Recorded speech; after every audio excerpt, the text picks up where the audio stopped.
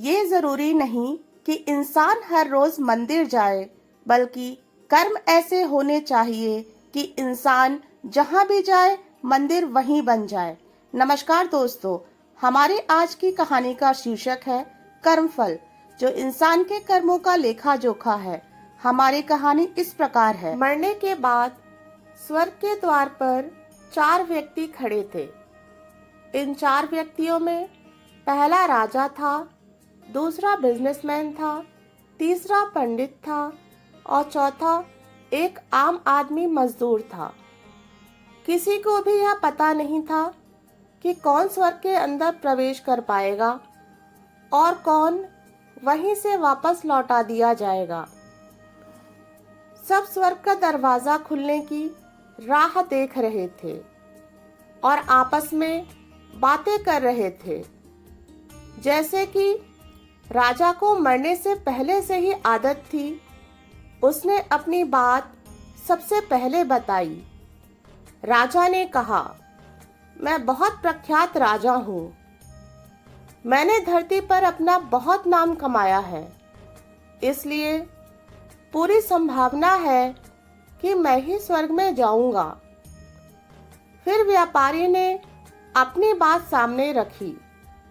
वह बोला, मैंने धरती पर खूब धन कमाया है और उस धन से मैंने सैकड़ों लोगों की मदद की, इसलिए मैं ही स्वर्ग का हकदार हूँ।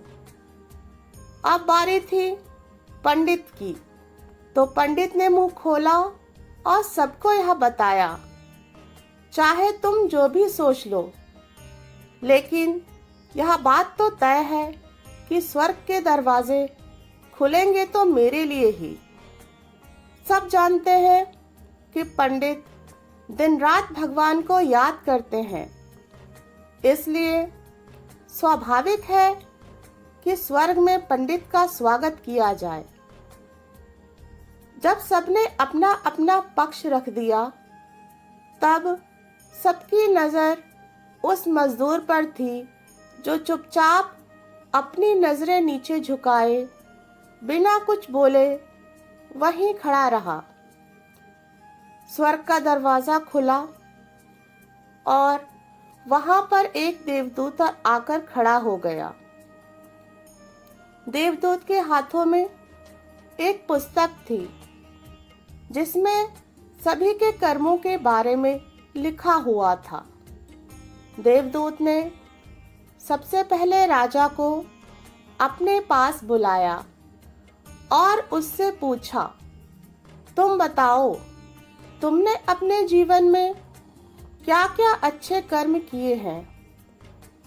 मैं उन्हें इस पुस्तक में देखकर फैसला करूंगा कि तुम्हें अंदर आने देना है या नहीं। राजा ने कहा, मेरा राज्य जितना बड़ा था उतना ही समृद्ध था और मेरे राज्य के सभी लोग खुशहाल थे। सभी बड़े आनंद से रहते थे। मैंने उन्हें कभी भी किसी भी चीज की कमी नहीं होने दी। यही मेरे अच्छे कर्म हैं। देवदूत ने अपनी पुस्तक में देखा और देखने के बाद राजा से कहा, तुम सच बोलते हो। तुमने अपने राज्य की प्रजा को बहुत सुखी रखा था, लेकिन तुमने अपने राज्य की सीमा को बढ़ाने के लिए जितने युद्ध किए थे, उन युद्धों की वजह से हजारों सैनिकों ने अपनी जानें गंवा दी थीं। उन हजारों सैनिकों के परिवार के दुखों का कारण तुम बने थे, इसलिए तुम स्वर्ग में नहीं आ सकते। अब बारी थी व्यापारी की। देवदूत ने व्यापारी से पूछा कि तुम्हारे अच्छे कर्म क्या हैं? व्यापारी ने उससे कहा, मैंने सैकड़ों लोगों को खाना खिलाया है, कई आश्रमों में दान किया है, कई निराश्रित लोगों के लिए घर बनाकर दिए हैं। यह मेरे अच्छे कर्म हैं।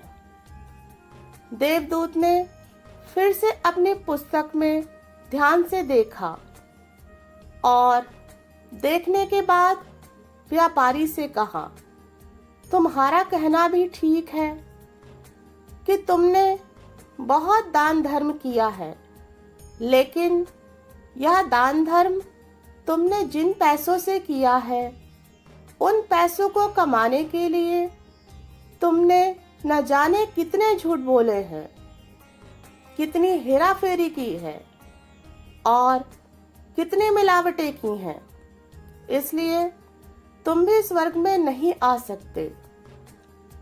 जब पंडित से यही सवाल किया गया तो पंडित ने बड़े ही आत्मविश्वास के साथ कहा, मैंने अनगिनत लोगों को ज्ञान दिया है, हजारों यज्ञ और पूजाएं की हैं और दिन रात भगवान का जाप किया है।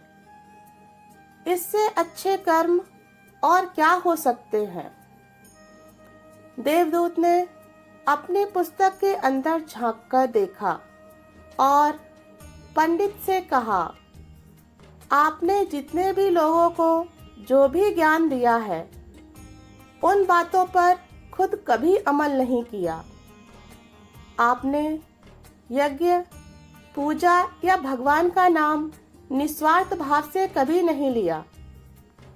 इसलिए आपका भी स्वर्ग में आना प्रतिबंधित है। मजदूर यह सब देखकर हैरान था। वह अब तक जिन्हें महान समझता आ रहा था, उनकी व्याख्या स्वर्ग के दरवाजे पर आकर बदल गई थी। धरती पर जिन कामों को अच्छा समझा जाता है, उनका यहाँ कोई मूल्य नहीं था। यमदूत ने जब इस मजदूर को अपने पास बुलाया और इससे पहले कि वह उसके अच्छे कर्मों के बारे में पूछता, मजदूर बोल पड़ा, प्रभु, मैं जानता हूँ कि मैं भी स्वर्ग में आने लायक नहीं हूँ, लेकिन फिर भी मैं एक बार बाहर से ही स्वर्ग को झांक कर देखना चाहता हूँ। बस इससे ज्यादा मेरी कोई इच्छा ही नहीं है, क्योंकि ऐसी इच्छा पालने के लिए मैंने जीवन में कुछ भी नहीं किया है। मैं पूरे दिन मेहनत करता और जो भी पैसे कमाता, उन्हें अपने परिवार के पालन पोषण में खर्च कर देता। इसलिए दान धर्म के लिए कुछ बचा ही नहीं। लोगों की भला मैं क्या सेवा करता, क्योंकि काम के बाद जो भी थोड़ा सा समय मिलता, उसको अपने ही बूढ़े माँ बाप की सेवा में बिता देता।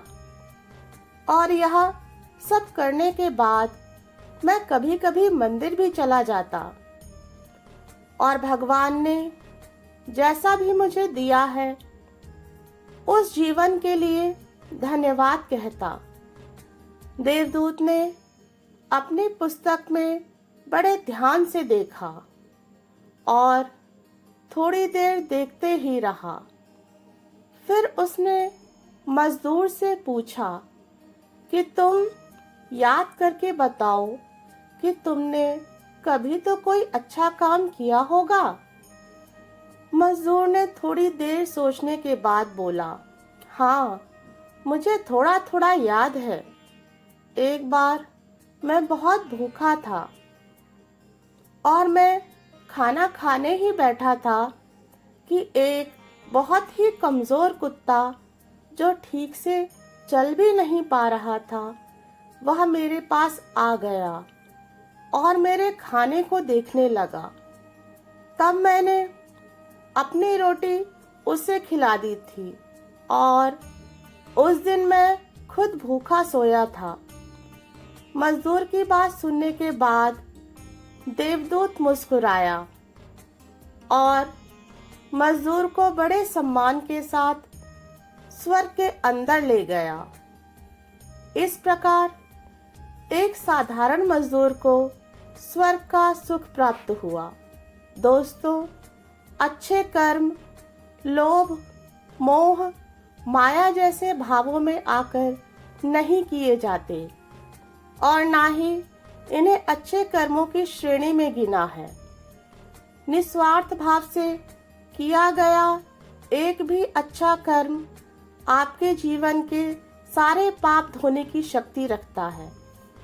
इसलिए जब भी मौका मिले निस्वार्थ भाव से अच्छे मन से अच्छे कर्म किया करें, क्योंकि कहा भी गया है कि इंसानियत दिल में होती है, हैसियत में नहीं।